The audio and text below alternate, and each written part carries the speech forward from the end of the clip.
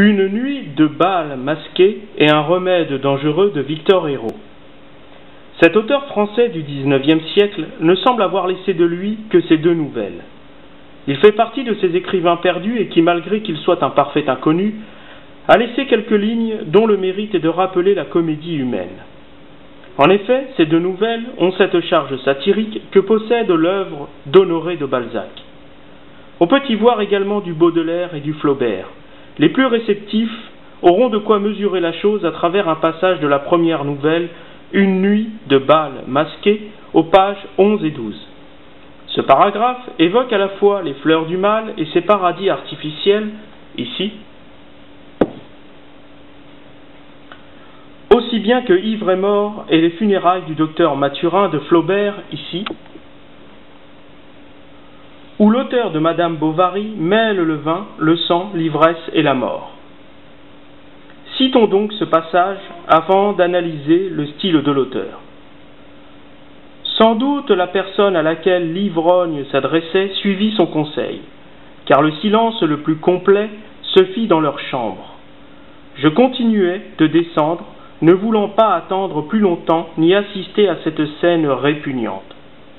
Autant on peut comprendre, jusqu'à un certain point, et même l'excuser, l'ivresse aimable, folâtre, survenue à petits coups à la suite et pendant un déjeuner d'amis ou un repas splendide.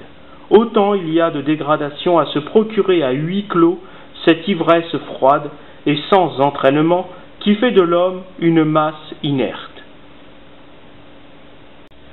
Si on analyse attentivement ce paragraphe qui traite de l'ivresse, la consonance en, présente dans 14 mots, en gras, rythme phonétiquement ce même paragraphe. Curieusement, cette consonance se trouve dans le mot enivrement, qui est un synonyme d'ivresse. Ce cadencement agit donc comme une mélopée, dont l'auteur use de manière inconsciente afin d'entraîner tranquillement le lecteur dans une sorte de somnolence qui rappelle l'ivresse. De plus, les mots descendre, répugnante, dégradation, froide et inerte, surlignés en jaune, constituent un vocabulaire négatif qui insinue la mort. À cela, il faut ajouter la notion de temps exprimée à travers les mots attendre, longtemps, pendant et une nouvelle fois autant, surlignés en vert, dont l'auteur intercale afin de suggérer l'éternité. Étrangement, les mots silence et chambre, surlignés en bleu, induisent la notion de la petite mort à travers l'idée du sommeil et de la nuit. On peut remarquer, pour compléter cette analyse, que ce paragraphe est constitué de 3 phrases. Cette structure se retrouve dans pas moins de 13 paragraphes, ce qui semble constituer un indice sur le rythme narratif de l'auteur.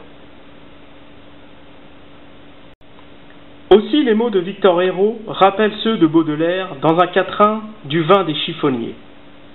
Pour noyer la rancœur et bercer l'indolence de tous ces vieux maudits qui meurent en silence, Dieu, touché de remords, avait fait sommeil.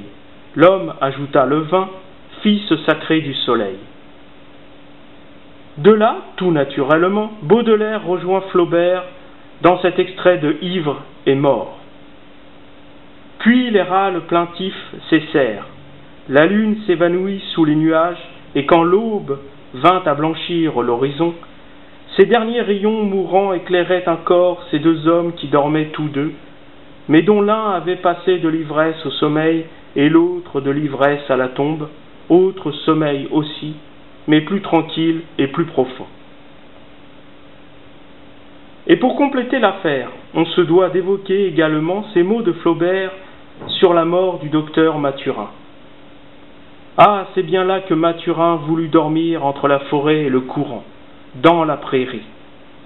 Ils l'y portèrent et lui creusèrent là son lit sous l'herbe non loin de la treille qui jaunissait au soleil et de l'onde qui murmurait sur le sable caillouteux de la rive.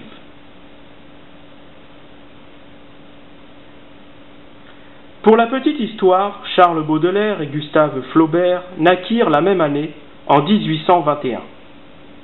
De plus, en 1857, tous deux comparaîtront devant la 6e chambre du tribunal correctionnel de la Seine pour outrage à la morale à travers leurs œuvres respectives, Les Fleurs du Mal et Madame Bovary. Si la mort est le dividende de cette petite histoire, l'auteur, Victor Hérault, dans la deuxième nouvelle, Un remède dangereux, va se jouer des hommes et des femmes et les faire jouer entre eux à la manière de Balzac. Cette nouvelle s'achèvera comme la précédente, à savoir par la mort. En effet, les époux Legros périront dans un naufrage en pleine mer, tandis que dans la première nouvelle, la jeune Mathilde se noiera par désespoir dans les eaux de la Seine.